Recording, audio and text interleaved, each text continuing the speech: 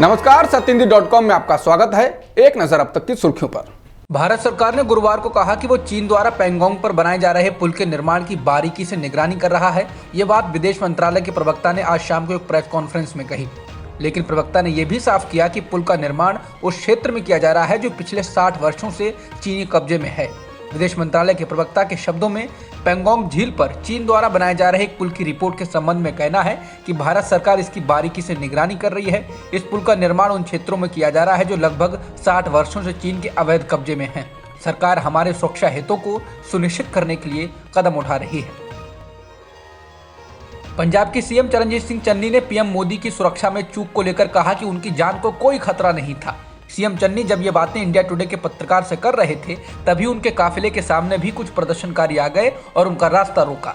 इस बीच सीएम चन्नी ने अपनी गाड़ी रुकवाई और विरोध करने वाले लोगों के पास पहुंचे और अपनी बात कही और कहा कि हमने आपको कल बातचीत के लिए बुलाया है, फिर भी आप हमारा रास्ता क्यों रोक रहे हैं। इसके बाद चन्नी के समझाने पर रास्ता रोकने वाले लोग मान गए। इसके बाद चन्नी ने कहा, ये लोग भी हमारा रास्ता रोकने आए थे, क्या मैं इनको मार देता। ये लोग चाहते हैं कि चुनाव से पहले इनकी मांगे मान ली जाएं। ऐसे ही पीएम का लोगों ने रास्ता रोका और वो पीएम के पास भी नहीं पहुंचे थे। वो लोग तो पीएम से 1 किलोमीटर दूर थे। सीएम चन्नी ने कहा कि विरोध करना लोगों का लोकतांत्रिक अधिकार है और पीएम की जान को कोई खतरा नहीं था। पंजाब में एक फ्लाईओवर पर प्रधानमंत्री मोदी के काफिले के 15 से 20 मिनट तक फंसे रहने के मामले में लगातार नए घटनाक्रम हो रहे हैं। प्रधानमंत्री मोदी ने गुरुवार को इस मामले में राष्ट्रपति रामनाथ कोविंद से मुलाकात की। राष्ट्रपति कार्यालय की ओर से ट्वीट कर बताया गया कि पंजाब में प्रधानमंत्री की सुरक्षा में हुई चूक को लेकर राष्ट्रपति ने चिंता व्यक्त की है। इस मामले को लेकर दिल्ली से पंजाब तक सियासत तेज हो गई है। वहीं चन्नी सरकार ने 2 सदस्यों की एक उच्च स्तरीय कमेटी बना दी है। पंजाब सरकार की ओर से बनाई गई उच्च स्तरीय कमेटी 3 दिन में अपनी रिपोर्ट सौंपेगी। हाई कोर्ट के जज इस कमेटी में शामिल हैं। इसके अलावा ये मामला सुप्रीम कोर्ट भी पहुंचा है। इस पर कल सुनवाई हो सकती है।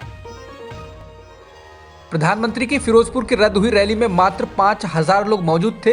पंजाब के तमाम पत्रकारों और वहां के प्रतिष्ठित अखबार ने यह खबर प्रकाशित की है। ये खबरें सोशल मीडिया पर वायरल हैं। द ट्रिब्यून के वरिष्ठ पत्रकार विश्व भारती की खबर को इस अखबार ने अपने प्रिंट संस्करण में और ऑनलाइन प्रकाशित किया है। द ट्रिब्यून की खबर में कहा गया है कि प्रदेश बीजेपी इकाई ने दावा किया था कि प्रधानमंत्री मोदी की फिरोजपुर रैली में 5 लाख लोग आएंगे, लेकिन वो मुश्किल से 5000 लोगों को इकट्ठा कर सकी, जो इस भगवा पार्टी के लिए बड़ी शर्मिंदगी साबित हुई। द ट्रिब्यून के मुताबिक बीजेपी ने फिरोजपुर की रैली के दावा किया था कि उसने राज्य भर से लोगों को फिरोजपुर में रैली स्थल तक पहुंचाने के लिए 3200 बसों की व्यवस्था की थी। राज्य नेतृत्व ने पार्टी के प्रत्येक पदाधिकारी को बसें आवंटित की थी। कुछ निर्वाचन क्षेत्रों को लगभग 60 बसों का आवंटन किया गया था। हालांकि पीएम की रैली से पहले इधर उधर से किसान नेताओं की आ रही प्रतिक्रिया को भांपते हुए पार्टी ने उन बसों की संख्या को कम करना शुरू कर दिया जिन्हें सेवा में लगाया जाना था। इसे इतना कम किया गया कि रैली स्थल पर पार्किंग व्यवस्था सिर्फ 500 बसों तक सीमित हो गई। समाजवादी पार्टी के मुखिया अखिलेश यादव के द्वारा 300 यूनिट घरेलू बिजली मुफ्त करने और किसानों को सिंचाई के लिए मुफ्त बिजली देने के वादे के बाद अब योगी आदित्यनाथ ने भी इस ऐलान के महत्व को समझा है। उन्होंने किसानों के निजी नलकूपों के लिए बिजली दर में 50% छूट देने की घोषणा की है। मुख्यमंत्री कार्यालय ने ट्वीट कर इसकी जानकारी दी। ट्वीट के मुताबिक राज्य के मुख्यमंत्री योगी आदित्यनाथ ने निजी नलकूप के लिए बिजली की दरों में वर्तमान दरों के मुकाबले 50% छूट देने का निर्णय लिया। साथ ही किसानों को फिक्स चार्ज में भी 50% छूट मिलेगी। गुड़गांव में सार्वजनिक जगहों पर जुमे की नमाज के विरोध के मामले में सुप्रीम कोर्ट पहुंचे पूर्व सांसद मोहम्मद अदीब के खिलाफ पुलिस ने कार्रवाई की है। पूर्व सांसद के खिलाफ एफआईआर दर्ज की गई है। अदीब ने सुप्रीम कोर्ट में दायर अपनी याचिका में राज्य के मुख्य सचिव और डीजीपी के खिलाफ कार्रवाई करने की मांग की थी। मोहम्मद अदीब के अलावा मुफ्ती मोहम्मद सलीम कासमी और एक अन्य शख्स अब्दुल हसीब कासमी का नाम भी एफआईआर में है। एफआईआर गुड़गांव के सेक्टर 40 थाने में दर्ज हुई है। यह एफआईआर जय भारत माता वाहिनी के संयोजक दिनेश ठाकुर की शिकायत पर दर्ज की गई है। दिनेश ठाकुर ने गुड़गांव में सार्वजनिक जगहों पर जुमे की नमाज का खुलकर विरोध किया था और पुलिस उसे 3 बार गिरफ्तार भी कर चुकी है। इसको लेकर मोहम्मद नदीम ने सत्य हिंदी के बेबाक शो में खुलकर बात की है, चाहे तो आप वो देख सकते हैं। इटली से अमृतसर पहुंची फ्लाइट के 125 यात्री कोरोना से संक्रमित पाए गए हैं। अमृतसर एयरपोर्ट के निदेशक वी.के. सेठ ने कहा कि फ्लाइट के अमृतसर पहुंचने पर जब इसमें सवार यात्रियों का कोरोना टेस्ट किया गया तो इतनी बड़ी संख्या में यात्रियों के संक्रमित होने का पता चला। फ्लाइट में कुल 170 यात्री सवार थे। इतनी बड़ी संख्या में यात्रियों के संक्रमित होने का पता चलते ही एयरपोर्ट पर हड़कंप का माहौल बन गया। ओमिक्रॉन वेरिएंट का पता चलने के बाद से ही भारत के तमाम एयरपोर्ट पर RT-PCR टेस्ट के साथ ही बाकी एहतियात बरते जा रहे हैं।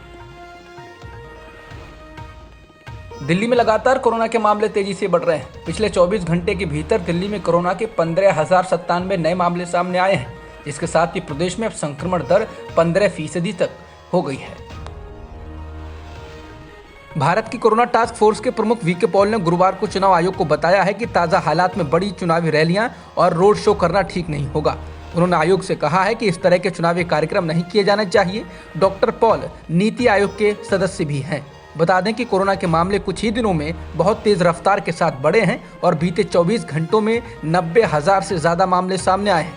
कोरोना वायरस के तेजी से बढ़ते मामलों के बीच चुनाव आयोग को 5 राज्यों में विधानसभा के चुनाव भी कराने हैं। चुनाव आयोग अगले कुछ ही दिनों में इन राज्यों में चुनाव की तारीखों का ऐलान कर सकता है। तेज रफ्तार से बढ़ते कोरोना के मामलों को देखते हुए समाजवादी पार्टी के अध्यक्ष अखिलेश यादव ने भी अपने आने वाले कुछ दिनों के चुनावी कार्यक्रमों को रद्द कर दिया है। अखिलेश यादव को 9 जनवरी को अयोध्या में समाजवादी पार्टी की विजय रथ यात्रा लेकर पहुंचना था। इस कार्यक्रम के अलावा गोंडा और बस्ती में भी 7 और 8 जनवरी को उनकी चुनावी रैलियां थीं, लेकिन पूर्व मुख्यमंत्री ने इन सभी चुनावी कार्यक्रमों को रद्द कर दिया है। इससे पहले उत्तर प्रदेश कांग्रेस कमेटी ने कहा था कि वो कोरोना के बढ़ते मामलों को देखते हुए बड़ी राजनीतिक रैलियों का आयोजन नहीं करेगी। क्या बीजेपी IT से जुड़े लोग टैग फॉग नामक ऐप के जरिए सोशल मीडिया पर अपनी पार्टी के नेताओं, मंत्रियों की लोकप्रियता बढ़ाने, नैरेटिव बदलने, सोशल मीडिया पर ट्रेंड कराने और अपने आलोचकों को परेशान करने के लिए करते हैं? द वायर ने आज इस रिपोर्ट का प्रकाशन करते हुए ये बातें कही हैं। दरअसल बीजेपी मीडिया सेल की एक असंतुष्ट कर्मचारी ने टैग फॉग के बारे में सोशल मीडिया पर अप्रैल 2020 में तमाम जानकारियां शेयर की थीं। इसके बाद द वायर ने इस पर काम करते हुए इसकी गंभीरता से जांच की तो और भी तथ्य सामने आए। अप्रैल 2020 में एक अनाम ट्विटर अकाउंट आरती शर्मा 08 ने बीजेपी IT सेल के असंतुष्ट कर्मचारी होने का दावा करते हुए एक अत्यधिक गुप्त ऐप टैग फॉग के बारे में ट्विटर पर लिखना शुरू किया। उस विसिल ब्लोअर ने दावा किया कि इस ऐप का इस्तेमाल सत्ताधारी पार्टी से जुड़े राजनीतिक गुर्गों द्वारा पार्टी की लोकप्रियता को बनावटी रूप से बढ़ाने, इसके आलोचकों को परेशान करने और प्रमुख सोशल मीडिया प्लेटफॉर्म पर बड़े पैमाने पर सार्वजनिक धारणाओं में हेरफेर करने के लिए किया जाता है। बुल्लीबाई ऐप मामले में दिल्ली पुलिस ने असम से मुख्य साजिशकर्ता नीरज बिश्नोई को गिरफ्तार किया है। पुलिस सूत्रों के हवाले से ये खबर आ रही है। दिल्ली पुलिस का कहना है कि नीरज को दिल्ली लाया जा रहा है। इससे पहले इस मामले में मुंबई पुलिस ने 3 लोगों को गिरफ्तार किया है। इनमें से 2 लोग उत्तराखंड के थे, जबकि एक युवक बिहार निवासी था जिसे बेंगलुरु से हिरासत में लिया गया था। बता दें, इस ऐप पर मुस्लिम महिलाओं की तस्वीरें अपलोड कर ये कहा जा रहा था कि आप इसकी नीलामी कर सकते हैं। दुनिया के नंबर 1 टेनिस खिलाड़ी नोवाक जोकोविच के ऑस्ट्रेलिया पहुंचने पर कोरोना वैक्सीनेशन को लेकर रोके जाने पर प्रतिद्वंदी खिलाड़ी राफेल नडाल ने उनसे ज्यादा सहानुभूति नहीं दिखाई है। उन्होंने गुरुवार को कहा कि उन्हें कोरोना वायरस के खिलाफ टीकाकरण नहीं करने के परिणामों का सामना करना होगा। उन्होंने कहा कि जोकोविच टीका नहीं लगवाने के जोखिम को जानते थे, इसलिए वो इस फैसले के लिए खुद जिम्मेदार हैं। जोकोविच मेलबर्न में ऑस्ट्रेलियाई ओपन में हिस्सा लेने गए, लेकिन मेलबर्न एयरपोर्ट पर ऑस्ट्रेलियाई अधिकारियों ने उन्हें ऑस्ट्रेलिया में घुसने से रोक दिया। ऐसा इसलिए कि उन्होंने कोरोना वैक्सीन नहीं लगवाई थी। इसके लिए उन्हें इसके सबूत दिखाने को कहा गया कि उन्हें बिना वैक्सीन लगाए ही ऑस्ट्रेलिया में आने की छूट कैसे मिली। अब तक की खबरों में इतना ही। बाकी खबरों के लिए बने रहिए सत्यहिंदी.com के साथ। सत्य हिंदी का ऐप डाउनलोड करें गूगल प्ले स्टोर पर।